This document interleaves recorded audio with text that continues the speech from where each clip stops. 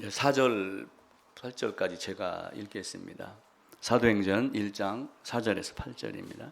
사도와 함께 모이사 그들에게 분부하여 이르시되 예루살렘을 떠나지 말고 내게서 들은 바 내 아버지께서 약속하신 것을 기다리라. 요한은 물로 세례를 베풀었으나 너희는 몇 날이 못되어 성령으로 세례를 받으리라 하셨느니라. 그들이 모였을 때 예수께 여쭈어 이르되 주께서 이스라엘 나라를 회복하심이 이때니까 하나 이르시되 때와 시기는 아버지께서 자기의 고난에 두셨으니 너희가 알 바 아니요 오직 성령이 너희에게 임하시면 너희가 권능을 받고 예루살렘과 온 유대와 사마리아와 땅끝까지 이르러 내 증인이 되리라.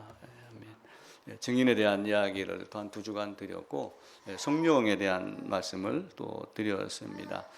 예루살렘을 떠나지 말라라고 하는 이것은 예루살렘에서 복음이 나오기 때문에 그렇습니다. 그래서 우리 주님을 떠나지 아니하고 주님께 뿌리 박으며 또 거기서 공급받고 그것으로 말미암아 안디옥을 거쳐 1, 2, 3차 전도 여행 온 세상에 하나님의 말씀이 선포되기를 또 이렇게 간절히 또 누가가 생각을 하며 사도행전을 기록을 했습니다. 지난주에 또 삼위일체 하나님 말씀을 드렸는데 삼위일체 하나님을 우리가 말하는 것이 아니고 성경이 그렇게 말씀하시기 때문에 우리가 그렇게 한다. 성경이 가르쳐 주기 때문에 삼위 하나님이심을 알지 우리가 임의대로 삼위일체 하나님을 말하는 것은 아니다라고 말씀을 드렸습니다.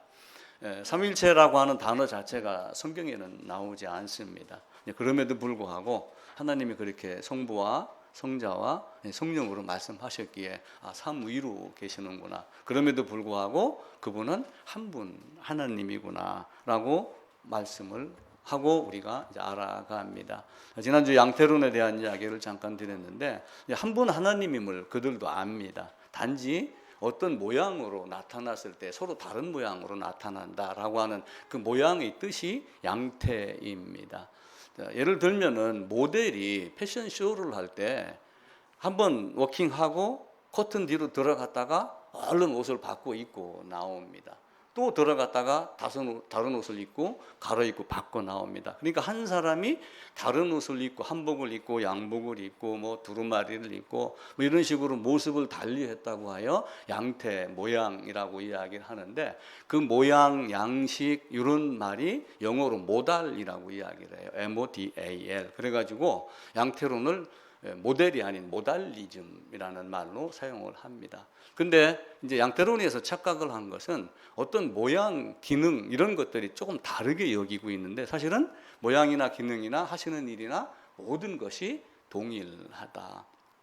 물론 그들도 한 분 하나님을 이야기하기 때문에 뭐 100% 틀렸다 안 틀렸다 우리가 이야기할 수는 없어요. 그러나 일반적으로 신학을 하는 사람들 안에서는 양태론을 이야기를 하면은 좀 바보스럽다 이렇게 여기고 있습니다. 아마 그들이 삼위 하나님의 성부와 성자와 성령이 하시는 그 대표 위격에 대한 개념을 이해하지 않았기 때문이다. 물론 성경은 성부를 창조하시는 모든 일의 근원이신 하나님을 말씀을 합니다. 그리고 성자를 하나님이 계획하신 걸 이 땅에서 이루시고 성취하고 질서를 바로 잡으시는 분 성자 하나님, 그리고 이제 그걸 깨닫게 하시는 하나님. 사실은 성자 하나님이 가셨다가 성령 하나님으로 오신 거니까 같은 분이 말씀을 하는 거예요. 그런데 이제 따로따로다 아니면 같은 분이었지만 서로 모양이 다르고 기능이 다르다라고 하지만 사실은 모양과 기능도 다른 것이 아닙니다. 십자가는 누가 지셨어요? 성자 하나님이 십자가를 지셨어요.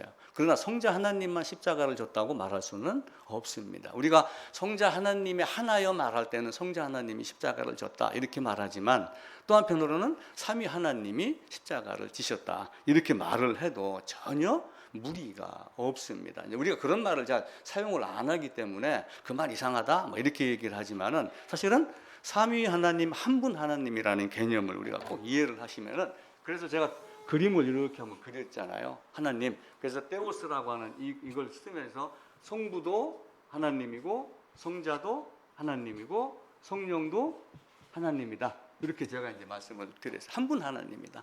위격의 관계 안에서 계시는 분이지 세 하나님, 세 위격이 아니다. 그래서 어거스틴 같은 경우는 그냥 셋이다 이렇게 얘기를 했지 세 위격이라는 말도 사실은 쓰기가 두렵다 이렇게 이야기를 한 겁니다. 그리고 성부, 성자, 성령 어떤 이런 거는 어떤 경륜적인 하나님의 일을 하기 위한 경륜적인 어떤 분류이며 대표성을 말하는 것이지 다른 것을 말하는 것은 아닙니다. 또한 성부가 성자를 보냈다고 하여 시간적으로 앞선 것도 아니에요. 시간 순서로 말하는 것은 절대로 아닙니다. 단지 존재론적 어떤 위치에서 삼위일체를 이야기를 할 때는 성부와 성자와 성령으로 말씀하시고 권세, 능력, 하시는 일, 모든 일에 차이가 있는 게 아니라 항상 함께하고 전혀 차이가 없다라고 말합니다. 그래서 십자가도 사실은 성부 하나님의 일이고 성령 하나님의 일이고 성령 하나님이 오셔서 일을 하시지만 그것 또한 성부의 일이고 성자의 일이고 동일한 일이심을 우리가 이해를 하시면 됩니다. 아까 말씀드렸듯이 십자가를 우리 주 예수님이 지셨지만 십자가는 한 분 하나님, 삼위 하나님의 사역이다. 이렇게 이제 이해를 하시면 좋습니다. 우리가 이제 말을 하다 보면은 간혹 그런 얘기가 있어요. 아 다르고 어 다르다 이런 말이 있어요. 약간의 차이가 있는 듯하지만 또 한편으로는 면밀하게 그것을 구분할 필요가 있습니다. 세 사람으로 이야기를 드렸잖아요. 세 사람은 아무리 똑같이 움직여도 다 차이가 있고 성질도 다르고 먹는 씹는 방법, 걷는 걸음걸이 모든 게 다 다릅니다. 그러나 삼위 하나님은 모든 것이 다 동일하다. 전지전능하신 이것도 성부 하나님, 성자 하나님, 성령 하나님 모든 것이 다 동일하다. 하나님이 때로는 질투하십니다. 나는 질투하는 하나님이다. 그럼 성령 하나님은 질투 안 하겠어요? 그 질투가 성자와 성령, 성자 모든 위격이 다 동일하게 질투를 합니다. 그래서 나이에는 다른 신을 섬기지 말라라고 했던 이것은 성부 하나님만 말하는 것이 아니고 모든 세 위격, 그냥 셋이라고 하는 성부, 성자, 성령 하나님이 다 말씀을 하는 겁니다. 공통된 우리 눈에는 사실은 이것만 보이는 거예요. 성경이 삼위 하나님을 삼위일체를 말하지 않기 때문에 우리가 여기서 바라보는 거는 한 분 하나님 이렇게만 바라보는 거예요. 근데 이제 경륜상으로 사역을 하실 때 대표 위격으로 창조하셨고 구속하셨고 또 가르치시고 인도하시는 하나님 이런 정도로만 보시면 됩니다. 또 요한복음 4장에 가면은 하나님은 영이시니 이렇게 말씀을 하셔요. 그럼 하나님이 영이시면 보여요, 안 보여요? 육체가 있어요, 없어요? 바디가 있어요, 없어요? 피지컬은 없는 거예요. 없으니까 어떻게 돼요? 공간 안에 있으면 어디 있다 없다를 우리가 구분할 수 있어요.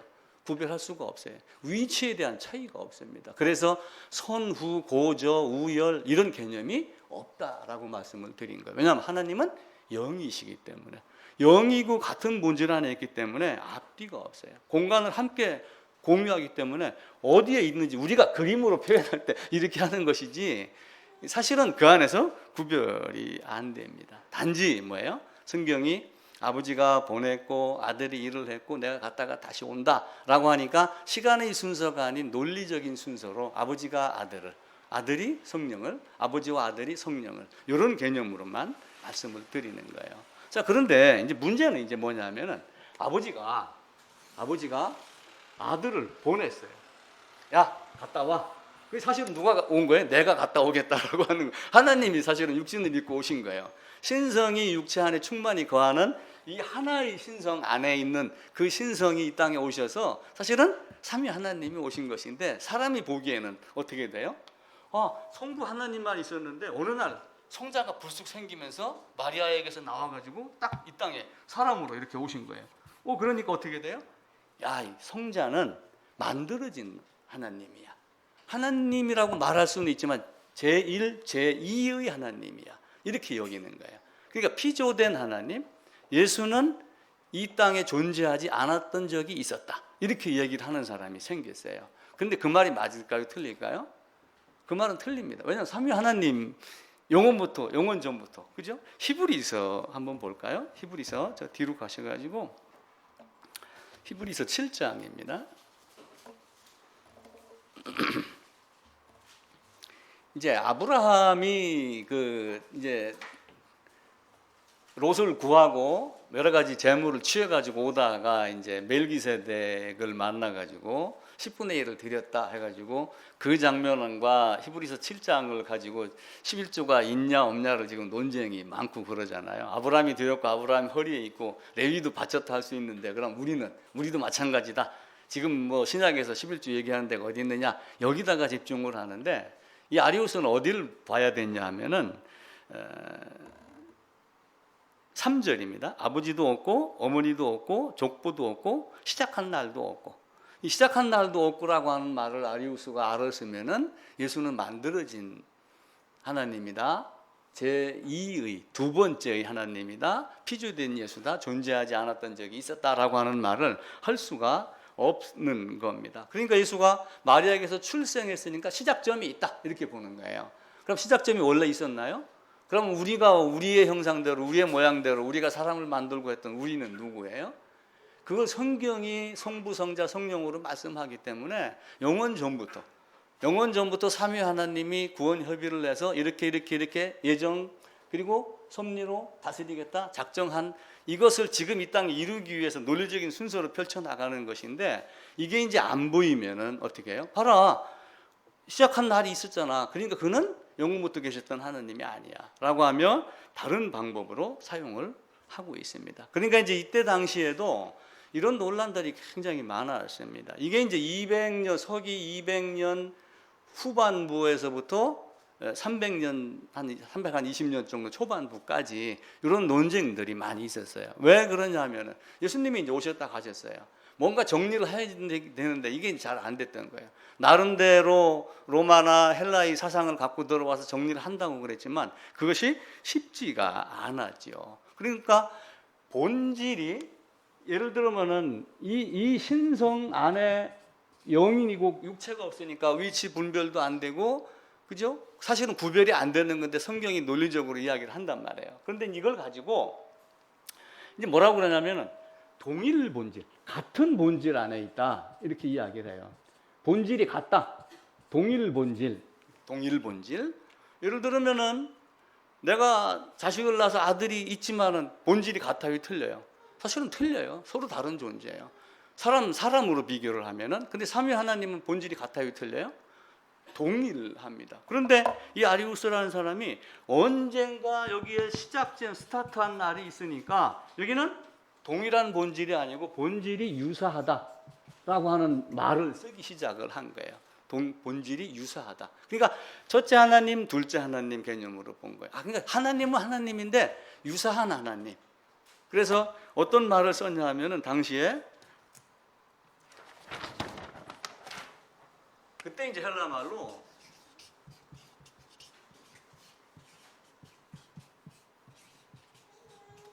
호모이 우시오스라고 하는 말이 있었어요. 이게 이제 뭐냐면은 비슷하다라고 하는 이런 말이에요. 뭔가 본질이 있긴 있는데 비슷하다라고 하는 뜻이 있는 것이 이 말이 됩니다. 그런데 이 말을 가지고 이제 어떻게 얘기를 하냐면은 같다. 뭐가 같냐? 본질이 같다. 그런데 본질이 같은 건 같은데 같은 것 같다. 예를 들면은 좋았어? 우리 애들한테 물어요. 영화 좋았어? 밥 맛있었어? 그럼 뭐라고 얘기를 해요?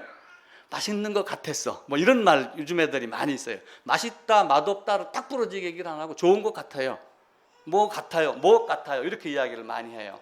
그게 그때 헬라어에서 갖고 있는 요 아이자 같은 거, 요게 뭐뭐 같은 이런 의미를 가지고 있었어요. 그러니까 같다. 뭐가 같냐면은 본질이 같다. 근데 같은 것 같은데 같은 것 같은 본질이다. 유사 본질이다. 그러니까 예수는 시작점이 있으니까 피조된 예수다라고 하며 호모이 우시오스라고 하는 단어를 써요. 나라가 이제 막 싸움이 일어나는 거예요. 자, 원주 시장이 있는데 예를 들어서 무실동하고 태장동하고 둘이 막 패싸움을 해요. 야, 여기가 더 발전이 돼야 돼. 뭐 막 그렇게 하니까 누가 중재를 서야 돼요? 원주 시장이 중재를 서야죠. 이때 이제 황제가 나서 가지고 기독교인들이 서로 이제 예수에 대해서 잘 모르고 하는 걸 다툼이 있으니까 와라, 내가 중재하게. 다 모여. 각 지역에 있는 대표들 다 모여. 해가지고 모여가지고 이제 회의를 하게 한 게 지금의 터키라고 하는 그 지역 어딘가에서 니케아라고 하는 장소에서 회의를 한 게 이제 325년도에 니케아 회의라는 것이 있어요. 근데 거기서 뭘 했냐면은 딱 한 건 한 가지밖에 없어요. 요걸 빼자. 뭐 같은이 아니라 본질이 같다. 이렇게 하면 될 것 아니에요. 그죠? 그래서 단어가 호모 이 우시오스가 호모 우시오스 이렇게 딱 바뀐 거예요. 그러니까 이제 후대의 사람들이 어떻게 얘기를 하냐면은 결국은 알파벳 I자, 이게 이제 헬라어로 이오타라고 이렇게 이야기를 하는데 이오타 논쟁이다. 아, 이거 쉬운 건데 뭐 같은 거 이거 하나 I자만 빼면 되잖아요, 그죠? 맛있어 맛없어? 아, 맛있는 것 같았어요. 야, 인마 그래 말하지 말고 똑바로 얘기해. 맛이 있어 없어? 같은 거 빼고 그냥 맛있습니다. 이렇게 하면 되잖아요, 그죠? 요 단어 하나로 황제가 정리를 한 거예요. 왜냐하면 서로 다툼이 일어나고 싸움이 일어나고 나라 통치하기가 힘이 드는 거예요. 어쩌면 그 사람이 어떤 신앙적인 관점 하에서 내가 정리를 해야 되겠어 이런 것이 아니라 하나님이 논란이 일어나게 하고 그 사람을 사용을 해서 마치 바사 페르시아의 고레스를 이용한 거하고 똑같은 형태로 그를 이용을 해서 짝 삼위일체 하나님에 대한 것을 정리를 해 나가기 시작을 합니다. 그러니까 제가 언젠가 그 태초라고 하는 말씀 드렸던 것 기억나죠? 태초가 어떤 의미였다고 그랬어요? 태초, 하나님이 세상을 창조한 시점 1번. 2번, 하나님 위에 아무도 없었던 때. 1번 했어요? 2번 했어요? 1번이 맞을 것 같아요? 2번이 맞을 것 같아요?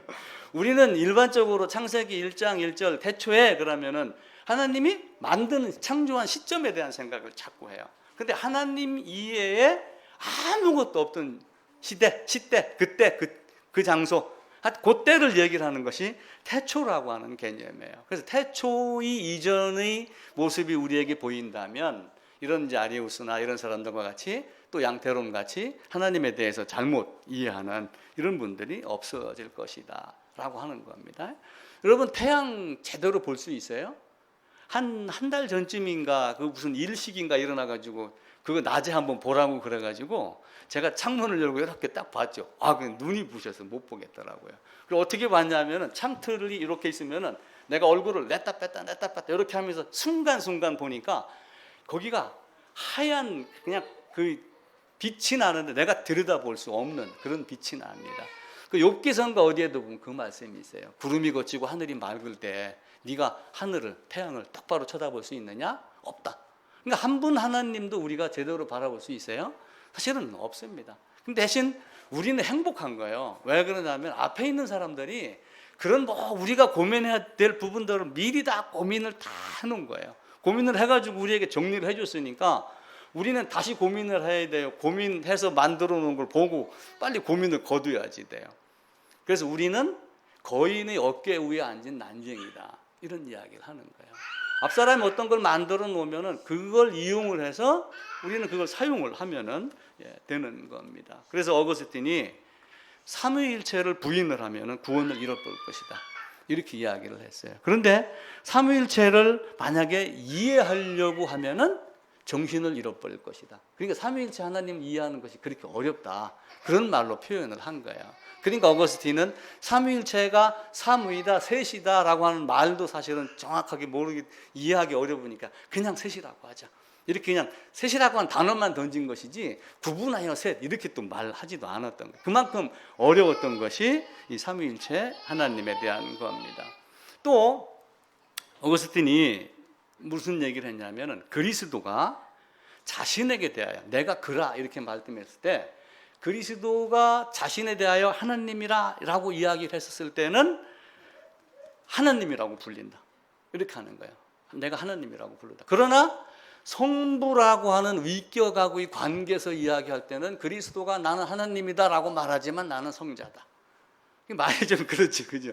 그러니까 이게 이해하기 어려운 거를 사람들에게 이해를 시키려고 이 말 저 말을 조합해서 그렇게 문장을 만들어내는 거예요. 성부가 자신에게 대해서 이야기할 때는 하나님이다 라고 하지만 성자하고의 관계에서 이야기할 때는 내가 보냈으니까, 그죠? 나는 성부다 이렇게 말한다 라고 하며 이제 성자와 성부 이런 부분에 대해서 이야기를 하는 겁니다. 그러니까 나중에 이제 사도 바울이 무슨 얘기를 하냐면 주도 하나요? 믿음도 하나요? 세례도 하나요? 라고 하며 삼위 하나님을 말씀을 하지만 결국은 한 분 하나님이심을 드러냅니다. 자, 성부는 어떤 시작점을 말합니다. 그러면서 누구에 의해서 보내심을 받지도 않고 스스로 계시는 하나님. 그런데 성부가 무엇을 하냐면은 출생하지도 않고 아무것도 하지 않지만 성자를 보내잖아요. 그죠? 그래서 제1위가 된다. 성경에서 이제 아버지가 나를 보내셨으니 이렇게 얘기를 하니까 아들 성자보다 성부가 제1위가 된다 이렇게 생각을 하는 거예요. 그리고 성자는 아버지께서 나를 보내셔 왔으니까 일이 있고 이게 있죠. 논리적인 순서로만 이야기를 하는 거예요. 높낮이가 있고 선우 고조 이런 게 있다는 뜻이 아니죠. 거기다가 성자가 내가 갔다가 다시 오겠다라고 그러니까 성자가 누구를 보내요? 내가 아버지께 얘기하여 성령을 보내겠다 그러니까 성자가 성령으로 오고 보내고 아버지와 아들이 성령을 보내니까 성자는 성령보다 앞서요, 뒤서요? 앞서죠. 논리적으로 앞서는 거예요. 그렇게 해서 우리가 삼위일체 하나님을 이해를 하시면은 될 겁니다. 퀴즈 냅니다. 자, 그러면은 퀴즈. 아이스크림 한 개입니다. 냉동실에 있습니다. 우리가 기도를 할 때 예수님의 이름으로 기도드립니다. 이렇게 이야기를 해요.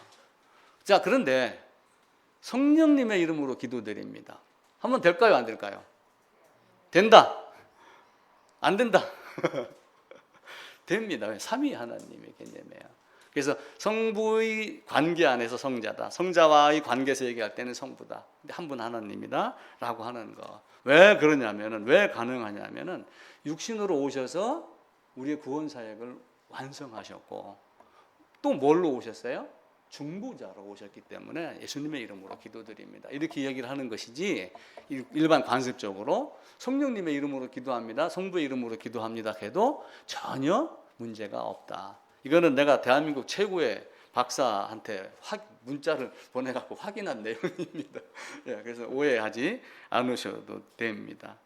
그래서 성령이 오셔갖고 우리와 늘 함께 하시고 우리가 어디로 가든지 인도하시고, 제가 아마 그 찬송을 한번 카톡에다가 올려드렸는지 모르겠어요. 이 세상 어딜 가든지 어디서 무엇을 하든지 하는 찬송이 있어요. 그리고 항상 내가 너와 함께 하겠다라고 하는 찬송이 있습니다. 내가 무엇을 하든 어딜 가든 항상 함께하고, 함께하기 위해서 예수님이 육신으로 있었을 때 갈릴리 사역을 하면 예루살렘에 계셨어요? 안 계셨어요? 안 계셨잖아요. 육신이 있으니까, 그죠?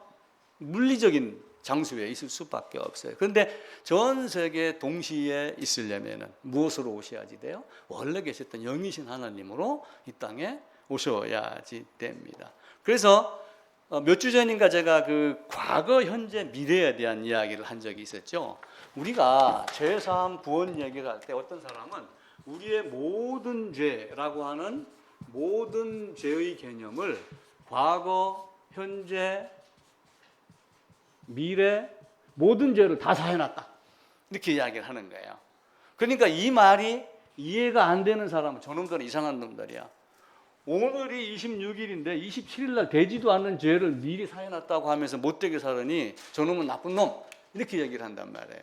그러니까 우리는 시간 안에 갇혀있기 때문에 이렇게밖에 볼 수가 없어요. 그런데 성령으로 오신 하나님, 모든 시공간을 초월하신 하나님은 시간을 시간 단위로 쪼개서 보지 않냐고 어떻게 본다고 그랬어요?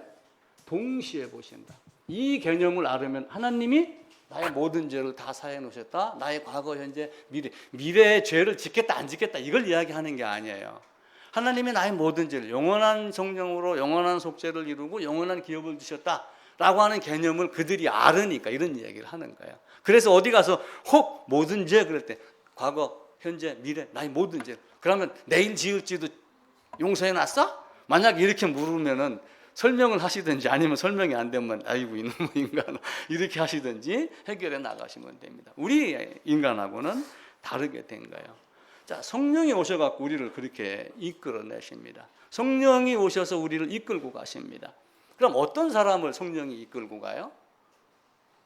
이끌고 가는 건 딱 한 사람밖에 없어요. 구원받은 자녀만 이끌고 갑니다. 물론 자녀 아닌 사람에게도 보편적인 진리이기 때문에 보편적인 태양이 비치기 때문에 누구에게나 다 비칩니다. 근데 어떤 사람은 그 빛을 이용해서 전기를 만들어내는 사람이 있고 어떤 사람은 그냥 나무 그늘 밑에서 빛의 영향을 못 느끼는 사람도 있잖아요. 우리 일상생활도 마찬가지로 진리도 마찬가지예요. 성령도 이 땅에 오셔서 사실은 자기가 구원하기로 예정한 자에게 가르치고 깨닫게 하고 인도하고, 그래서 먼저 성령의 인도를 받으려면 성령의 인친바가 돼야지 돼요. 자, 우리는 오순절에 성령이 왔다라고 하지만 사실은 성령이 언제 와요? 그 이전에 오셔서 우리에게 인도하고 깨닫게 하고 가르치고 다 하면서 보증으로 성령을 주셨느니라, 보증으로 성령으로 인치셨느니라고 하며 이미 성령 삼위 하나님과 우리가 함께 있는 걸 아는 거예요. 그런 차원으로 제가 지금 성경을 보고 얘기를 하는 거예요. 그런 차원이 되면은 오순절이 성령이 임한 것이 아니라 지난주에 얘기했던 대로 내가 복음을 전해야 되겠다고 하는 그 끓는 마음을 말씀을 하는 거죠. 그래서 세상 일에는 우선순위라는 것이 있어요. 자, 내가 성령의 인도를 받아야지 돼요. 그럼 먼저 뭘 해야지 돼요? 내가 하나님의 자녀가 돼야지 돼요. 교회 나오는 거 말고요.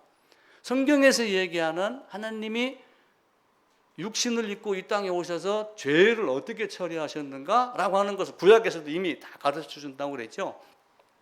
그냥 예수님이 십자가 졌으니까 이게 아니고 그 십자가를 지는 과정을 이미 어디서 다 가르쳐요.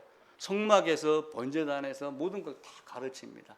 그걸 이제 신약에 와서는 대신 신약에서의 은혜가 우리가 왜 은혜가 어떻게 왔는가를 율법으로 이제 배우는 거죠. 또 구약에서도 율법이라고 그랬지만 구약도 은혜의 시대입니다. 은혜 시대의 옛 언약이 돼서 어떻게 율법으로 은혜를 알아가는가. 구약도 사실은 죄사함을 받아야지 돼요. 구약도 유월절을 거쳐야 됩니다. 근데 어떻게 거쳐야지 돼요? 짐승을 잡아서 문설주 임방에다 피를 발라라. 집 안에 거해라라고 하는 키포인트가 있어요. 짐승을 잡아놓고 밖에 있으면 어떻게 되겠어요? 집 안에 있어라 이런 이야기를 합니다. 그래서 하나님의 인도를 받고 하나님의 사랑을 받기 위해서는 먼저 우선순위가 뭐냐면 자녀가 되는 거예요. 그러니까 세상의 삶에서도 뭐가 존재하냐면은 우선순위라는 게 있어요. 우선순위. 자, 환자를 돌봅니다. 제가 진료를 받으러 가면은 몇 월 며칠 날 몇 시에 받습니다. 이렇게 이야기를 해요. 근데 일반 진료가 있고 응급실이 있어요. 그럼 급한 건 어떤 거예요? 응급실이에요. 모든 일이 뭐가 있냐면 순서라고 하는 게 있어요. 순서를 두고 내가 어디에다가 나의 인생의 초점을 맞출 건가라고 하는 거예요. 근데 행위로 열심히 하는 열심이 있는 것과 또 물론 그 열심도 있어야지 됩니다. 한편으로는 하나님 말씀이 어떠한가라고 하는 것. 그래서 주의 말씀이 계시면 누가 여길 떠납니까? 라고 영생이 있으면 떠납니까? 라고 제자들이 요한복음 6장에서인가 이렇게 말했잖아요. 지난주 그 도표를 보면서 AD 30년 우리 달력으로 4월이에요. 6월절이요. 4월 29년 이렇게 얘기를 했는데 요 30년이 거의 끝날 때쯤 11월 한 12월쯤에 누구 집에 갔다고 그랬어요? 나사로 집에 가가지고 나사로를 살렸습니다. 이게 이제 요한복음 11장에 나오죠. 그 나사로가 나오너라 라고 이제 살렸습니다.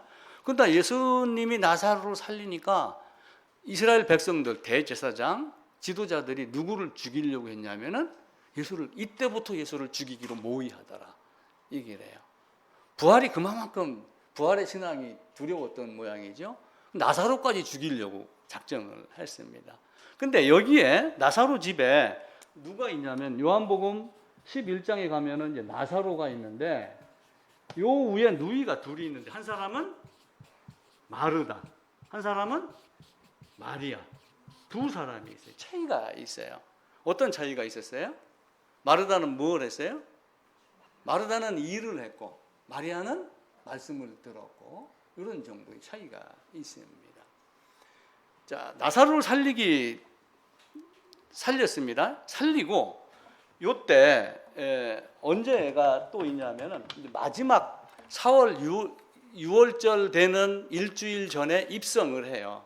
예루살렘에 입성을 해서 이제 죽으러 가시는 거예요. 나는 받을 세례가 있으니라고 하며 요 날이 자 예를 들어서 일요일, 월요일 이렇게 가지고 이제 목요일에 이제 체포가 됩니다.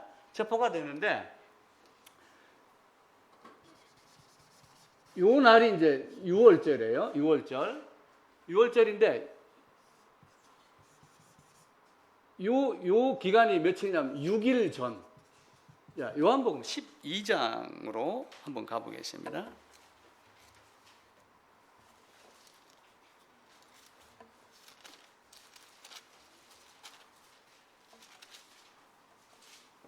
12장 1절입니다. 167쪽 제가 읽을게요. 6월절 엿새 전에 예수께서 베다니에 이르시니 이곳은 예수께서 죽은 자 가운데서 살리신 나사로가 있는 곳이라. 요한복음 11장에서 나사로를 살렸는데 이게 거의 끝나는 시점이에요. 11월 한 12월쯤. 그리고 일요일날 예루살렘에 입성을 하면 낙이 타고 입성을 하기 바로 전날 일요일이니까 토요일 6월절 엿새 전에 누구 집에를 또 가냐면은 자기가 살린 나사로의 집을 또 방문을 합니다. 두 번째 이제 방문을 하는 거예요. 요한복음 12장에 보면은 거기서 예수를 위하여 잔치할 때 마르다는 일을 하고 나사로는 예수와 함께 앉은 자 중에 있더라. 마리아는 지극히 비싼 향유 곧 순전한 나드 한 근을 가져다가 예수의 발에 붓고 자기 머리털로 그의 발을 닦으니 향유 냄새가 집에 가득하더라. 이때 이제 사건이 일어납니다. 아마 그 비싼 이제 향수 뭐 이런 거 되겠지요, 향유. 그러니까 제자들이 유다가 왜 이 비싼 거를 이걸 팔아갖고 300데나리온에 팔으면은 우리가 실컷 먹을 건데 왜 이걸 깨가지고 예수의 발에다 붓고 이렇게 하느냐? 300데나리온은 한 데나리온이 하루치 일당이에요. 그러니까 300데나리온이니까 거의 1년치 연봉이잖아요, 그죠? 얼마나 고급 향수면 그렇게 했겠어요. 그런데 예수님이 무슨 말씀을 하냐면은 놔둬라. 이거는 내 죽음을 위해서 하는 것이다. 그래서 이걸 보관했다가 나중에 내 죽었을 때 나를 위해서 사용을 해라. 그 마리아는 이미 우리 주님의 죽으심과 부활을 알고 있는 거예요. 자, 마르다하고 마리아 얘기를 지금 드리는 거예요. 마르다는 분주했습니다. 열심히 일을 했습니다. 물론 교회당에 와서 누군가가 일을 하긴 해야지 돼요. 근데 일하는 게 목적이 있는가 하면은 그렇지 않은 목적이 또 있어요. 말씀을 듣는 목적. 또 어떤 사람은 아무것도 안 하고 말씀만 듣는다고 앞자리에 앉아고 막 하루 종일 기도만 하면은 저 인간은 바닥도 안 닦고 맨날 기도만 해. 그러면 하나님이 사랑하시나? 이렇게 하는 사람도 있을 거예요. 근데 마리아도 아무것도 안 한 건 사실은 아닐 거예요. 그죠? 근데 그 순간에 내가 집중해야 될 것이 어떤 것인가. 그래서 우선순위라는 것이 있어요. 세상에서도 마찬가지입니다. 우선순위가 있어요. 병원도 응급실이 있고 일반실이 있잖아요. 그러면은 예를 들어서 은행에 돈 예금을 하라고 합니다. 은행에 돈을 예금을 하라고 할 때 번호가 카운터가 몇 개 있어갖고 이렇게 입금을 하라고 하지만 자, 만약에 내가 100억을 들고 간다. 그거를 지점장이 안다 그러면은 어떻게 하겠어요? 문 열고 들어가는 순간 이리 오십시오 해가지고 VIP실로 모시고 바로 처리하고 그러겠죠. 컴퓨터가 성능이 빨라갖고 처리 속도가 빨라서 빨리 처리를 하는 것이지 아무리 빠른 컴퓨터도 한 번에 하나의 일을 하는 걸로 제가 알고 있어요. 단지 그 속도가 너무 빠르니까 동시에 처리하는 걸로 여겨지는 거예요. 우리도 마르다가 마리아가 두 사람이 있지만 나는 마리아의 쪽에 속하는가 마르다의 쪽에 속하는가 라고 하는 것을 한번 생각해 볼 필요가 있습니다. 여러분은 마르다 같아요? 마리아 같아요? 마르다는 항상 일을 했고 나사로는 나중에 이제 살아나서 예수님 발 앞 함께 마주 앉아서 이야기를 듣고 있고 그리고 마리아는 향유를 갖고 발에다가 붓고 이런 차이가 있어요. 그러니까 우리의 삶에도 우선순위가 있는 겁니다. 6월절 엿새 전에 그렇게 했지만 하나님은 나에게 중요한 것이 무엇인가를 먼저 알으라라고 마르다하고 마리아의 비유를 하는 겁니다. 나사로의 집을 예수님이 몇 번을 방문했냐면 총 3번을 방문을 했어요. 우리는 요한복음 11장에서 살렸던 것하고 그리고 12장에 가면은 엿새 전 6월절 엿새 전에 한 번 더 방문하는 게 이제 나오잖아요. 근데 이게 언제 또 한 번 했냐면은 누가복음 어딘가에 가게 되면은 미리 한 번 또 방문을 또 합니다. 그래서 3번 방문을 하며 나사로 마르다 마리아. 그런데 마르다 마리아는 계속해서 똑같은 방법으로 나가요. 마르다는 계속 일을 했고 마리아는 끝내 하나님 말씀 앞에서 있었고 왜 그렇게 했을까요? 우리의 삶은 어떠해야지 돼요? 다시 예전으로 돌아가면은 제가 겉으로 드러나는 애적에 대한 이야기를 드렸어요. 애적. 이걸 애적 성격이라고 이야기를 합니다. 이거는 내적 성품이라고 이야기를 해요. 바꿔 얘기하면 이거는 나무로 치면은 뿌리고 이거는 잎사귀고 열매가 돼요. 어디에다가 치중을 해야지 돼요? 뿌리, 줄기, 잎사귀? 열매가 중요하지. 당연히 중요하죠. 근데 뭐가 있어야지 열려요? 뿌리가 있어야지 열립니다. 물론 애적 성격은 꾸미는 페르소나도 있지만 자기 실력이라는 의미도 있어요. 근데 실력은 아무리 좋은데, 이게 아볼로가 이렇게 했던 거예요. 실력은 좋았는데 이게 없었던 거. 근데 아볼로는 나중에 이제 이걸 브리스길라 때문에 바꿨지요. 누가복음 10장으로 한번 가보겠습니다.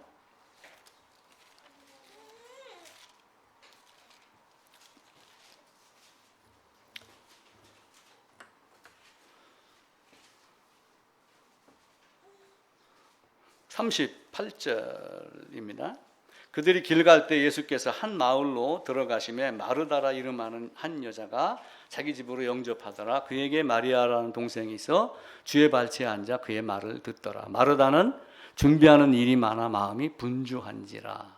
근데 예수께 나와가지고 내 동생이 일 안 하고 나 혼자만 일합니다. 쟤도 좀 일 좀 하게 해주세요. 그러니까 예수님이 뭐라고 그래요? 41절 2절 같이 한번 읽어봅시다.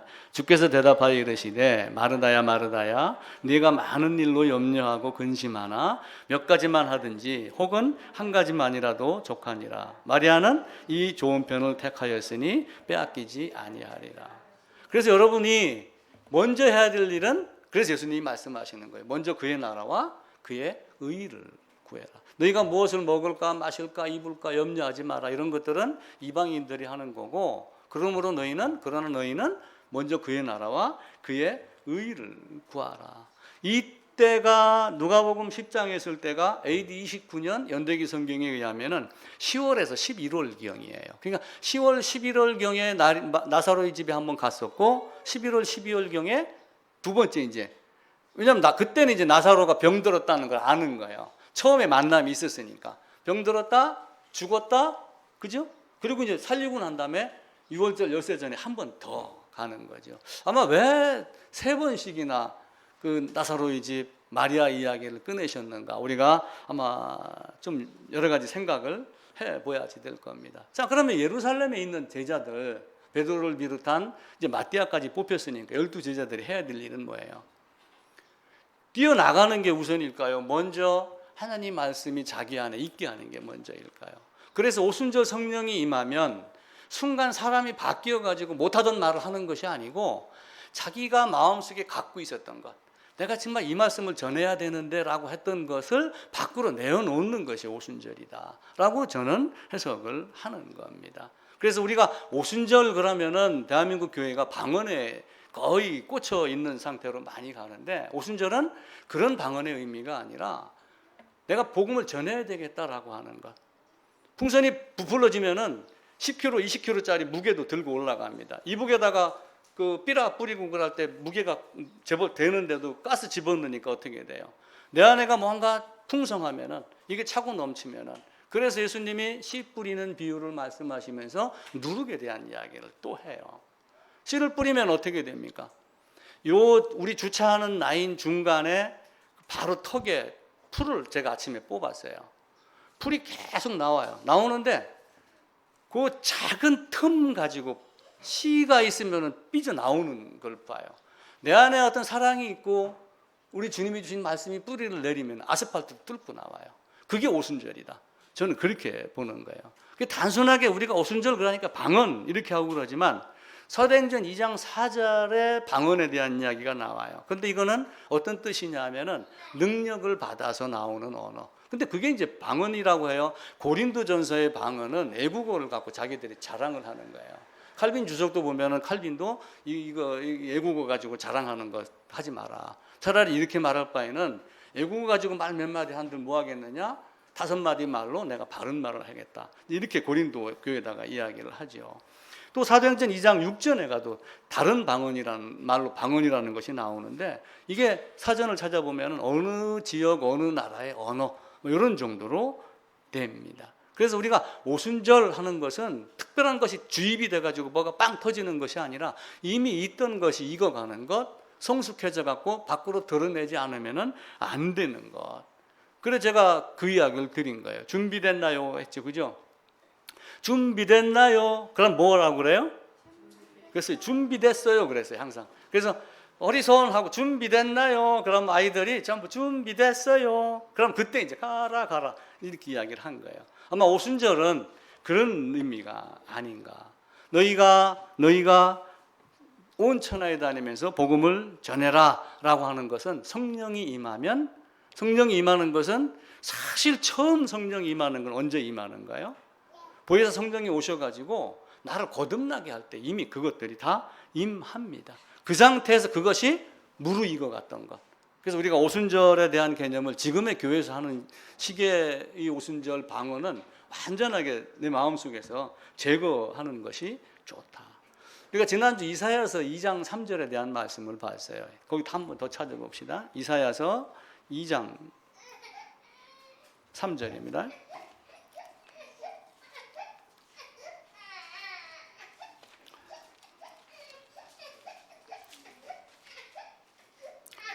후반부예요. 율법이 시온에서부터 나올 것이요 여호와의 말씀이 예루살렘에서부터 나올 거다.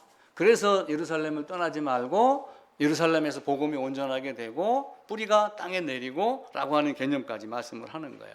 그리고 누가복음 마지막에 무슨 얘기를 하냐면은 그의 이름으로 제사함을 받게 하는 회개가 예루살렘에서 시작하여 온 세상에 퍼질 것이다 라고 누가가 이야기를 해놓고 첫 번째 저술한 1권에서 해놓고 2권 들어가면서 그 예루살렘에 성령이 임하면 이라고 하며 말씀을 하고 있죠. 그러니까 바꿔 얘기하면은 예루살렘에 있으면서 들을 귀가 열린 거예요. 들을 귀가 열리고, 예를 들어서 어떤 사람하고 이야기하다 보면 막 이야기가 안 통해갖고 답답해 미치겠다 이런 경우 있죠. 그래서 그것이 그 사람에게는 방언이에요. 쉽게 얘기를 하면은 지금 성경 이야기를 하는데 어떤 사람은 제 말을 이해를 하는 사람이 있지만 전혀 이해 못하는 사람도 있을 거예요. 예를 들어서 이제 유튜브 같은 거 하고 그럼 그 사람에게는 내가 하는 말이 사실은 방언에 해당이 됩니다. 제대로 방언이 되려면은 저는 그런 생각을 해요. 여기 외국인이 와 있으면 외국인한테 이야기할 방언을 직접 하지, 통역관은 따로 두고 기도 시간에 따로 방언하고 하는 것은 거짓 방언이다. 저는 단호하게 그렇게 이야기를 합니다. 아마 진중권이나 이런 사람이 교회 다니면서 쓴소리 하기 시작하면 나보다 더 험한 소리를 많이 할 거예요. 정신없는 인간들. 우리가 성경을 바로 보고 내가 어떤 사람들인가. 자, 예루살렘에서 율법이 나오고, 율법이 예루살렘에서 나오고, 말씀이 나오고, 제사함의 회개가 예루살렘에서 시작이 되고, 예루살렘에 성령이 임하면 모든 것이 예루살렘으로 말씀을 해요. 그러니까 예루살렘에 누가 와요? 예루살렘이 어떤 곳이에요? 아브라함이 이삭을 바쳤던 모리아 산이 예루살렘이에요. 역대하 3장 1절 말씀드렸죠. 역대하 3장 1절에 가면 모리아 산 예루살렘 이렇게 이야기돼요. 그리고 이삭을 드리면서 누구를 예표를 하냐면은 우리 주 예수 그리스도를 예표를 합니다. 그 예루살렘에서 죽음과 부활이 있는 그 예루살렘에서 시작하여 온 세상에, 그러면서 모든 사람들이 어디로 모여요? 예루살렘으로 모이는 거예요. 그 예루살렘에서 복음이 퍼져나갈 거다라고 하는 것을 이스라엘 백성들은 알고 있는 거예요. 그러니까 사도행전으로 돌아가면은 2장 5절인가 6절에서 경건한 유대인들이 어디로 모여요? 예루살렘으로 모이는 거예요. 제자들은 말씀을 깨닫고 뿌리를 내리며 가루 서말 속에 넣어놓은 누룩과 같이 부글부글 끓기 시작을 하는 거예요. 그래서 이 새 포도주는 새 부대에다 넣으라고 그러죠. 새 포도주를 새 부대에다가 안 넣고 흠 부대에다 넣으면 어떻게 되겠어요? 새 포도주가 나중에는 익어가면서 부글부글 끓고 가스가 생기면은 흠 부대가 터지겠어요? 안 터지겠어요? 그래서 새 부대에다가 새 포도주를 넣으라고 그렇게 한 거예요. 그런데 그 비유하고 또 비슷하게 말하면서 하나님의 말씀은, 그죠? 하나님의 나라는 가루 서말 속에 집어넣은 누룩과 같이 안으로 들어가면은 반드시 이것이 부글부글 끓면서 내적 변화, 내적 성장, 질적 변화가 일어날 것이다. 이것이 성령이 임하는 것이다 라고 저는 해석을 하는 겁니다. 그런데 예루살렘이 어떤 모습이었어요? 썩었단 말이에요. 그 썩은 곳에서 올바른 사람들이 있었잖아요. 베드로를 비롯한 사도 120문도가 있었단 말이에요.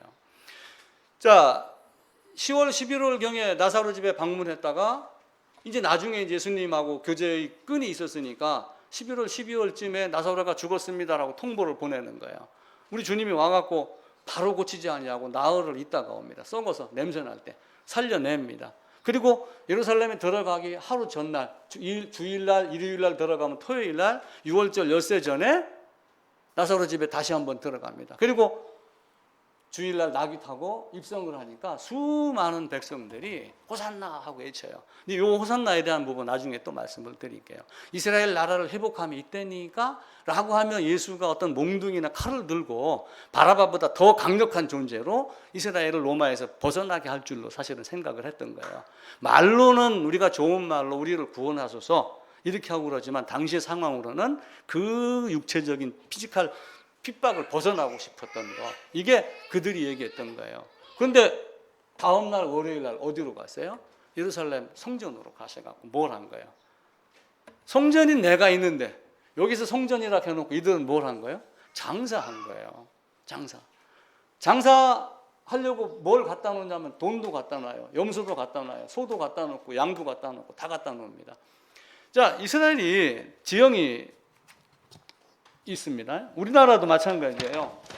자, 예를 들어 가지고 우리나라가 이렇게 있는데 여기가 서울입니다. 자, 부산서 서울로 제사드리러 올라갔습니다. 반찬 해가지고 가는 동안에 다 썩었어요. 날씨가 더워가지고 자동차도 없었고 아이스크림 뭐 이런 냉동기도 없던 시절, 설령 말 타고 뛰어갔다 해도 보름이에요, 그죠? 그러니까 여기서 제사상 받는 제주꾼이 딱 보고, 아, 이거 썩었네, 바꿔와, 부산 다시 갔다 와. 그럼 갔다 올 거야, 안 갔다 올 거야? 근데 바로 옆에서 누가 등장을 하냐면은 여기 제사상 돈 조금 더 주면 이쁘게 차려주는 사람이 있습니다. 갔다 오는데 5만 원인데 예를 들면 내가 10,000원 주고 준비를 했어요. 3만 원 내놓으면 내가 상 다시 차려줄게. 그럼 여러분 어떻게 하시겠어요? 갔다 오는 비용 5만 원이면은 3만 원 하지요. 양 한 마리 갖고 왔는데 갖고 오는 동안에 6월절 양을 잡을 때 나흘 동안 어떻게 했어요? 지켜봤어요. 흠이 있나 없나. 흠 없는 양으로 드리라고 그랬으니까. 근데 이스라엘이 이렇게 해갖고 여기서 예루살렘으로 왔어요. 여기서 여기까지. 양을 끌고 오다 보니까 그 더운 날에 양이 배탈이 났어요. 흠 있기 때문에 제물로 바칠 수가 없어. 다시 갔다 와. 그럼 어떻게 해야 돼요? 아, 여기서 한 마리 사면 안 돼요? 5만 원짜리를 25만 원. 그럼 사요, 안 사요? 갔다 오는 대비하고 사지요. 이렇게 해갖고 그들이 매매를 한 거예요. 그러니까 예수님이 그걸 보고 내 집을 장사하는 집으로 만들지 말라, 이렇게 하며 뒤집어 엎었습니다. 그런데 경건한 유대인들은 어디로 몰려요? 그래도 다윗의 후손인 예수 그리스도, 아브라함이 이삭을 드렸던 그 모리아산 예루살렘의 이스라엘 백성들에게 메시아 사상은 칼로 자른다고 되는 게 아니에요. 그래도 때가 되면은 어디로 와요? 예루살렘으로 계속해서 모입니다. 절기를 3번을 지키라고 그랬어요. 6월절 지키고 오순절 지키고 마지막 초막절이죠. 초막절 지키고 3번을 지키라고 그랬습니다. 그러니까 오순절은 사실은 뭐냐면은 절기인데 이들이 6월절 지난 다음 날부터 뭘 하냐면은 보리 밀 해갖고 맥추절 그러죠. 우리 맥추감사절. 맥추가 사실은 뭐예요? 밀보리예요, 밀보리. 밀보리 낫 갖고 베입니다. 낫 갖고 베는데 지금과 같이 트랙터로 베는 게 아니라 낫 갖고 베고 사람이 일일이 베고 하는 추수 완성의 시간이 언제냐면 50일 걸리는 거예요. 그때가 50일째가 되는 거예요. 그런데 이스라엘 백성이 여호수아 인도로 인해 갖고 딱 건너가면서 뭘 먹었냐면은 자기가 심지 아니한 쌀을 보리밥을 먹은 거예요. 옛날에는 어떻게 했어요? 하늘에서 내려주는 구름 과자 같은 거 맨날 요거 새우깡 같은 것만 먹다가 보리밥 고추장 비벼 먹으니까 맛이 있겠어요, 없겠어요? 사람이 바뀌는 거예요.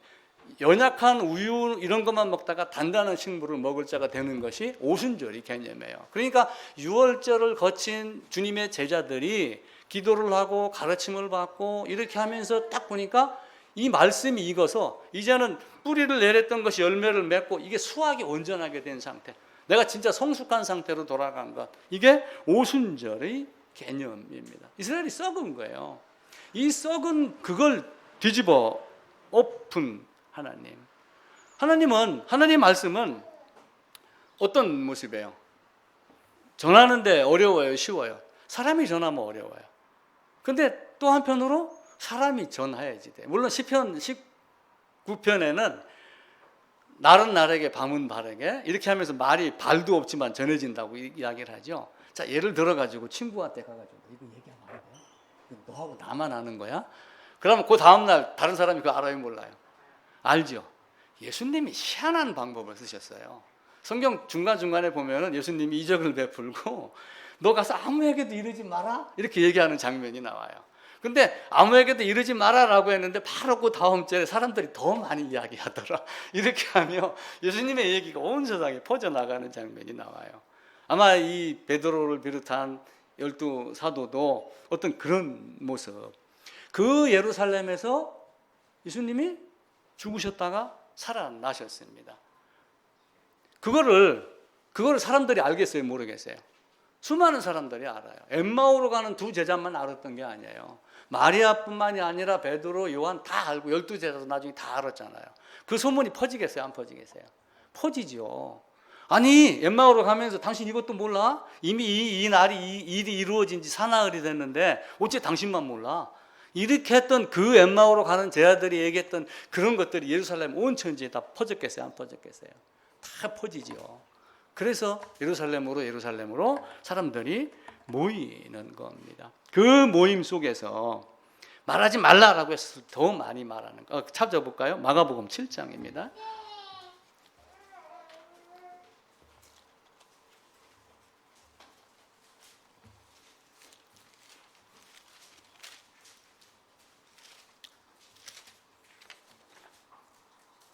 예, 7장 36절입니다. 이제 에바다 해갖고 이제 입술이 풀리는 장면이 나오죠. 36절만 같이 읽읍시다. 예수께서 그들에게 경고하사 아무에게도 이르지 말라 하시되 경고하실수록 그들이 더욱 널리 전파하니. 예수님의 복음은 말하지 알면 아는 사람이 얘기하고 얼핏 들은 사람은 너 그것도 몰라? 그런 소문이 있던데? 이렇게 하며 온 세상에다가 퍼뜨리는 거예요. 아마 주님이 부활하시고 승천 승기하신 이후에 오신 줄은 더 많은 사람들이 예루살렘에 대해서 궁금해서 수많은 사람들이 모이지 않았을까. 대표적으로 경건한 유대인들이 각국에서 모여서 예루살렘에 있었더라. 그들에게 이야기를 하는 거예요. 이스라엘 사람들은 장소에 대한 개념들이 많이 있어요. 예수님이 사마리아 여인 만나는 장면이 나오잖아요. 사마리아 여인이 사마리아를 비켜가지 않냐고 통과를 합니다. 통과를 하는데 예배에 대한 이야기가 나오죠. 영과 진리로 얘기해라. 예전 성경에는 신령과 진정으로 그러니까 정성을 다해서 막 두 손 비비고 막 이렇게 하듯이 이런 개념이 있는데 사실은 영과 진리라고 하는 그 영이 성령이라고 하는 단어를 쓰는 푸누마라고 하는 단어를 써요. 그러니까 진리의 영으로 예배를 드려라. 하나님을 아는 자는 그 영이 하나님의 영이 너희 안에 있다라고 하는 그 영을 말씀을 하는 거예요. 그런데 이제 사마리아 여인에게 이야기를 하니까 우리 사마리아 사람들은 그리심 산에서 예배를 드리고 너희들은 예루살렘에서 예배를 드린다. 장소의 개념을 갖고 전통과 장소를 갖다 들이밀으니까 예수님이 뭐라고 그래요? 아니다, 영으로 예배를 드려야지 된다. 이렇게 이야기를 하잖아요. 그리고 물에 대한 이야기를 하니까 맨날 먹고 또 목마른 물이 아니라 영원히 목마르지 않는 물, 이걸 먹어야지 된다. 그러니까 경건한 유대인들이 그 메시아 사상이 있었는데 바라바를 원하고 예수를 죽였지만 나중에 보고 나니까 잘못 죽였음을 아는 거예요. 그래서 혹시나 하고 계속해서 예루살렘으로 몰려들었고 제자들은 이야기를 했고, 지금도 예를 들어서 우리나라가 만약에 김정은이가 포를 쏴가지고 서울이 절반이 뽀개지고 막 이렇게 한다고 가정을 해보세요. 그럼 교회에 사람 미어 터지겠어요, 안 터지겠어요? 미어 터집니다. 어려움이 있었을 때 수많은 사람들이 몰려왔어요. 지금 그 상황이 아니더라 할지라도 사람들이 교회당으로 옵니다. 오순절 때 여러 유대인들이 각국에서 이스라엘 전역에서 예루살렘으로 모이고 했듯이 그 모이는 중에 어떤 사람은 장사하는 사람이 있고 어떤 사람은 베드로와 같이 올바로 복음을 선포하는 사람이 있고, 이 두 종류의 사람을 우리가 구별해내야지 돼요. 오직 성령이 너희에게 임하면, 고린도후서 한번 찾아보겠습니다. 2장입니다. 고린도후서 2장 1장 22절이네요. 예.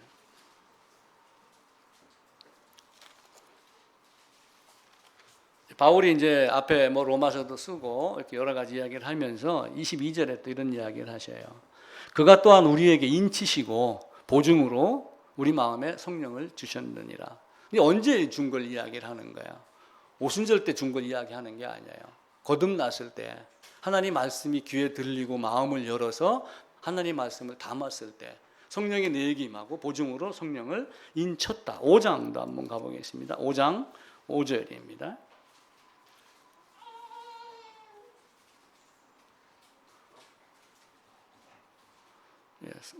4절부터 제가 읽을게요. 참으로 이 장막에 있는 우리가 짐진 것 같이 탄식하는 것은 벗고자 함이 아니요 오히려 덧 입고자 함이니 죽을 것이 생명에 삼킨 바 되게 하려 함이라. 곧 이것을 우리에게 이루게 하시고 보증으로 성령을 우리에게 주신 이는 하나님이시니라. 그래서 하나님 말씀을 받은 자는 이미 안에 성령이 있고 성령으로 인침해서 너는 내 거야 라고 하는 증거를 삼습니다. 그들을 이제 이끌고 가시는 거예요. 그러니까 그들이 그 가진 인친 하나님 말씀 갖고 있는 그것을 내가 어찌할꼬 이걸 어떻게 전해야 될꼬 라고 하며 부푼 마음이 일어나는 것, 다른 것 준 게 아니죠. 그죠? 우리가 이것을 알고 하나님이 우리에게 주신 그 사랑의 말씀을 전할 수 있는 그때가 되면은 퍼뜩 일어서야지 됩니다. 때로는 저도 가끔 설교를 하면서 현세의 어떤 교회들을 향하여 제가 가끔 분노를 일으킬 때가 있어요. 가끔 어떤 놈자도 붙일 때도 있고, 어찌 보면 안 할 말이고 어느 순화를 해야 될 말이지만 예수님을 우리가 많이 생각을 해보세요. 그냥 요한이 회개하라 독사 이 새끼더라 라고 이렇게 얘기했던, 예수님이 회개하라 독사 이 새끼더라 얘기했던 그 심정이, 그 예루살렘이 그 귀한 것 이삭이 드려졌고 주님이 예루살렘 밖에서는 죽는 적이 없다라고 하며 그 죄를 위하여 하나님 오셔갖고 죽으신 그 장소에서 장사하는 모습을 봤었을 때 마음이 애타겠어요, 안 타겠어요? 그걸 어떻게 우리가 감당을 할 건가라고 하는 겁니다. 이 말을 전하는 것, 예루살렘에서 퍼졌던 그 말씀이 밖으로 나가는 것. 그래서 언제든 어디서든 우리가 어떤 모습이든 바른 생활을 하고 바르게 가야지 돼요. 성령이 인도하는 것은, 성령의 인도함을 받는 것은 물론 노력도 해야지 됩니다. 성령이 인도하니까 나는 그냥 질질 끌려가면 되겠지, 그렇게 하는 게 아니에요. 농구 선수가 농구를 하는데 그 예전에 농구 대표 선수였던 박찬숙 씨가 나와가 그 얘기를 하더라고요. 야, 이거 진리다. 박찬숙 씨가 무슨 얘기를 하냐면은 농구공이 이렇게 이제 왔다가 땅에다 놓고 이렇게 튀깁니다. 그러면 이 농구공을 손으로 이렇게 잡는데 사람이 얼굴을 어디로 하냐면은 골대는 여기 있지만 공은 여기를 쳐다볼 때가 많아요. 이게 누구냐면 초보. 초보는 공을 잡으려고 노력하고 공을 따라다녀요. 근데 자기가 국가대표를 하며 훈련을 하며 아시안컵에 뭐 은메달, 금메달 따고 이렇게 했을 때는 내가 고참이 되고 나니까 공이 나를 따라오더라. 이렇게 이야기를 하더라고요. 그러니까 공이 나를 따라오도록 만드는 게 사실은 성령의 인도예요. 그냥 막연하게 끌려가는 것이 아니라 인도함을 받는 거예요. 인도함을 받는 걸 알고 가는 거예요. 성령의 인도함을 받는 것은. 그래서 내가 농구공을 쫓아가는 삶이 아니라 농구공이 나를 따라오게 하라. 그때는 어떻게 돼요? 고개가 여기를 이쪽을 쳐다보고 고개가 있어도 손만 갖고 있으면 자기도 모르게 공이 내 손에 와서 붙어 다니는 거예요. 이 모습을 박장수 씨가 얘기하면 나는 그렇게 훈련을 했습니다. 우리는 얼마만큼 훈련을 하고 살았어요? 얼마만큼 성령 보셨어요? 얼마만큼 기도를 하셨어요? 왜 베드로만 내가 이 말씀을 전해야 되겠다라고 이야기를 하고 우리는 왜 그 말이 안 되는가라고 하는 거예요. 그것을 우리가 알고 성경이 무엇을 말하는가. 자, 또 한 가지 이제 오해를 할 수 있는 부분도 있어요. 사도행전 다시 가봅시다. 사도행전 2장, 1장. 2장 1절 2절 오순절 날이 이름에 이미 다 같이 한 곳에 모였더니 호련히 하늘로부터 급하고 강한 바람 같은 소리가 있어 그들이 앉은 온 집에 가득하며. 이 표현이 저도 이해를 잘 못하겠어요. 이 표현이 진짜 바람이 불었나? 불타는 가게 그 건물을 바라봤을 때 가슴이 찢어지는 것 같았더라. 예를 들어갖고 그 표현할 수 있겠죠. 근데 실제 가슴이 찢어지나요? 근데 그런 것 같은. 가끔 보면은 눈싸움을 하는데 막 포탄이 총알이 날아다니는 칼이 춤을 추는 것 같고 우리 표현을 이렇게 하고 그럽니다. 물론 엘리야 엘리사 시대 때 불이 있고 구름이 있고 그랬었습니다. 그런데 한편으로는 그런 어떤 마음의 상태, 문학적 기법이 아닌가. 물론 바람은 여호와의 권능을 이야기를 해요. 불은 여호와의 임재를 말하기도 합니다. 그런데 이것을 과연 우리가 어떤 때는 교제를 하면서 하나님의 임재를 느낄 때 우리가 큰 그런 야 하나님이 역사하시는데 이렇게 하며 소름 돋는 것 같이 이렇게 말할 때도 있어요. 아마 그런 장면이 아닌가 저는 그렇게 생각을 해요. 실제 어떤 바람이 불었다 이렇게 보는 것이 아니고 아마 이 부분은 저도 더 연구를 하고 기도를 해야지 됩니다. 단지 우리가 이제 오순절이라고 하는 것은 곡식을 거두기 시작을 해서 추수가 끝났을 때 바꿔 얘기하면은 열매를 맺은 것의 완성 어떤 이런 개념으로 보고 오순절에 대한 개념을 좀 바꾸자라고 하는 거죠. 신명기 찾아봅시다. 신명기 16장입니다.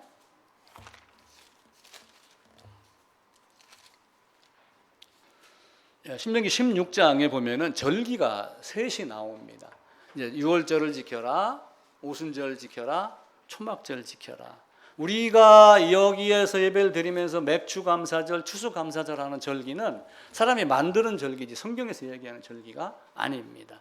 그래서 우리가 그걸 철저하게 구분을 하셔야지 돼요.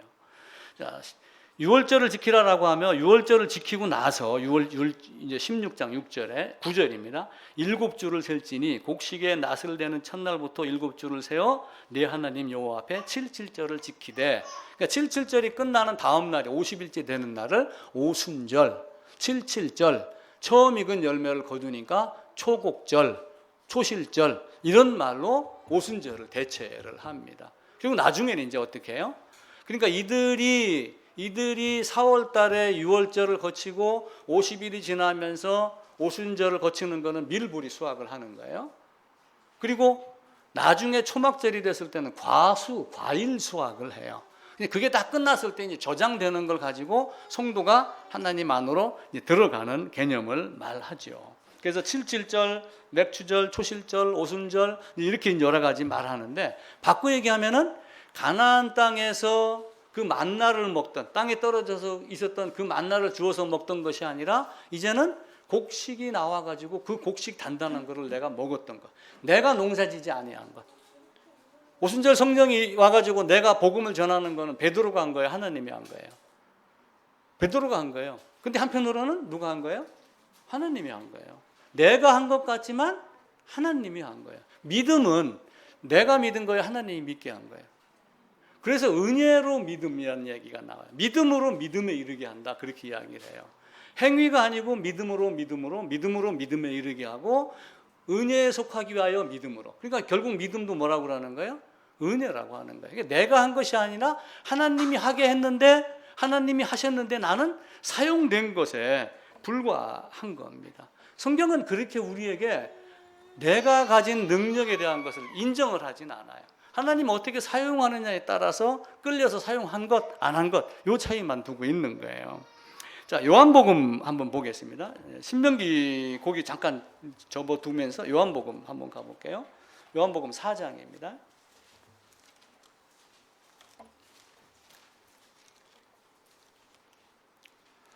(4장) 37절입니다. 야, 이제 추수할 때가 됐다. 그러니까 이제 이사야에서는 나를 보내주셔서 이렇게 얘기를 했잖아요. 야, 봐라. 추수할 때가 이제 넉 달이 있으면 추수할 때가 됐는데 누가 갈래? 뭐 이렇게 이야기를 하면서 37절에 이 말씀을 해요. 그런즉 한 사람이 심고 다른 사람이 거둔다 하는 말이 옳도다. 내가 너희로 노력하지 아니한 것을 거두러 보내었노니. 12사도는 사실은 자기가 노력하지 않고 자기가 심지 아니한 것을 거두러 간 것에 불과해요. 그러니까 한 사람이 심고 다른 사람이 심고 다른 사람이 첫 번째 심은 사람은 누구예요? 예수님이며 모세와 율법과 선지자와 예언서로 말씀하신 하나님 말씀 복음이 다 심어 놓은 것을 이제는 우리는 거두어 드리는 그런 존재밖에 안 되는 거예요. 그러니까 내가 한 것이 아니라 내가 했지만 사실은 누가 한 거예요? 하나님이 하신 것입니다. 자, 신명기 앞에 우리 자 집어넣은 6장으로 한번 가볼게요. 신명기 6장 10절입니다. 여호수아가 이제 백성들을 이끌고 가나안에 들어갔어요. 정복은 여호수아가 했습니다. 그런데 또 네가 한 게 아니고 내가 한 거다 이렇게 말씀을 하셔요. 오순절이 지나면서 6월절 때 요단강을 건너가면서 제사장들이 언약궤를 맨 제사장들이 발이 잠기니까 6월절 그 요단강 물이 이제 넘치던 게 멈추고 건너가고 그러면서 바로 이튿날 가나안 땅의 곡식을 먹더라. 근데 가나안 땅의 곡식은 누가 심은 거예요? 이스라엘 백성이 심었나요? 아니요. 건너가기 전이에요. 다른 사람이 다 심어 놓은 거예요. 근데 들어가면서 여리고가 있었고 그 다음에 아이성이 있잖아요. 여리고성의 라합이 무슨 얘기를 해요? 너희 얘기를 들으니까 우리 간담이 녹았다. 이렇게 하며 그들이 넘어갔을 때 어쩌면 밭을 버리고 뒤로 한 걸음 물러갔는지도 모르겠죠.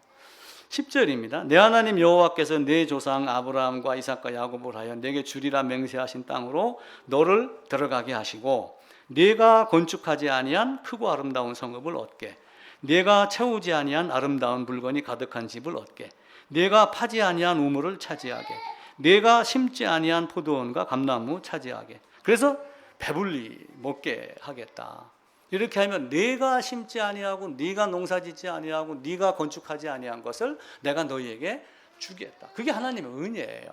그러니까 베드로가 열심히 한 건 맞아요. 우리도 열심히 해야 됩니다. 그런데 하나님이 나를 사용하여 할 수 있도록 하신 것이지 내가 어떤 힘써서 한 것은 아니다 라고 하는 것, 이걸 우리가 생각을 하시고, 그 모세와 선지자와 율법, 예언서 이런 것들이 우리에게 놓은 것, 예수님이 뿌려놓은 이 복음을 우리는 전하는 사람으로서 만족하면 된다. 그러니까 성령이 너희에게 임하면은 단순하게 뭐가 탁 오면서 머리가 탁 황홀경이 돌아가지고 이상한 말이 튀어나온 것이 아니라 내가 가진 복음을 어찌하면 내가 이걸 전하지 않을 수 없을까. 사도행전으로 다시 가볼게요. 사도행전 4장입니다.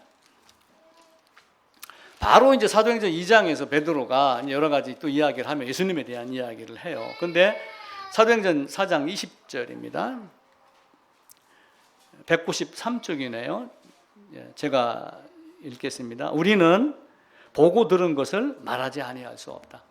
이 마음이 일어났기 때문에 오순절 성령이 일어나는 겁니다. 또 에베소서 한번 가보겠습니다. 그 뒤로 가셔가지고 고린도 전서를 먼저 찾죠. 고린도 전서 9장입니다.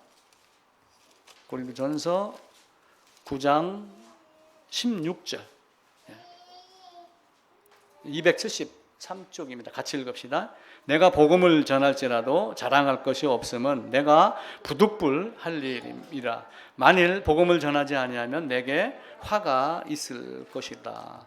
에베소서도 한번 가보겠습니다. 고린도, 갈라디아서, 에베소서 6장입니다. 6장 19절입니다.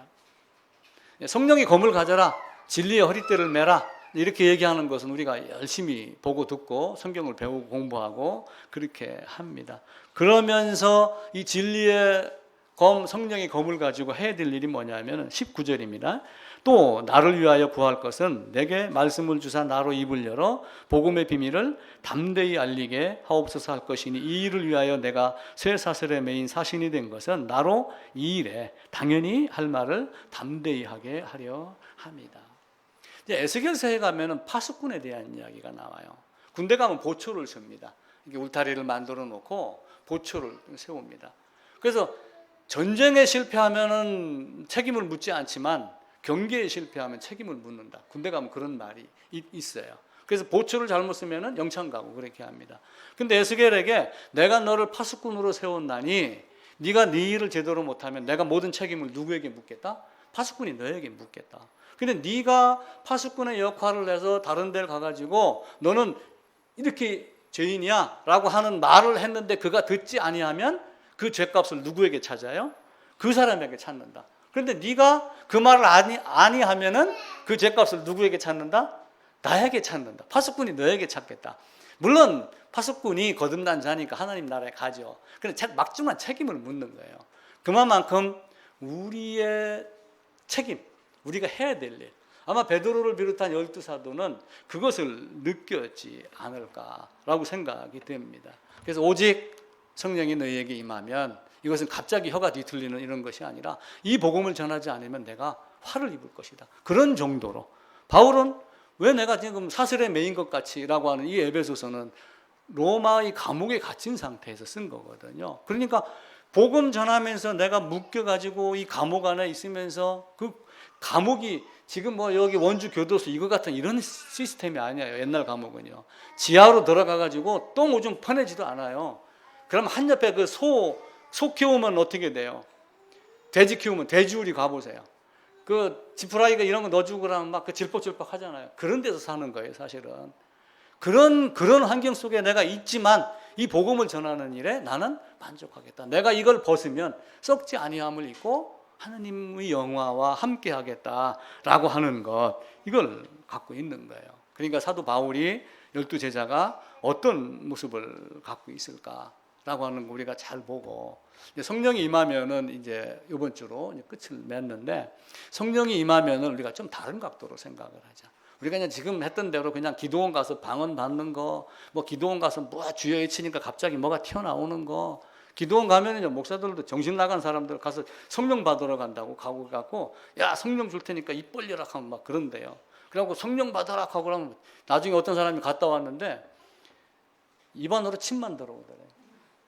우리 성령론 가르쳤던 박영동 교수가 실제 자기가 체험을 하려고 기도원을 갔던 사실을 제가 학교 다닐 때 이야기를 해요.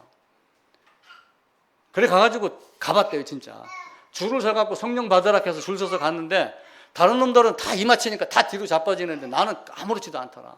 입 벌리라 해서 입 벌렸더니 침만 들어오더라. 여러분 쏙지 마세요. 오순절에 혀가 뒤틀리는 거는 이 더러운 인간이 하나님 말씀을 안 듣고 버티다가 혀가 뒤틀리는 거다. 그 박영동 교수는 그렇게 표현을 할 정도였어요.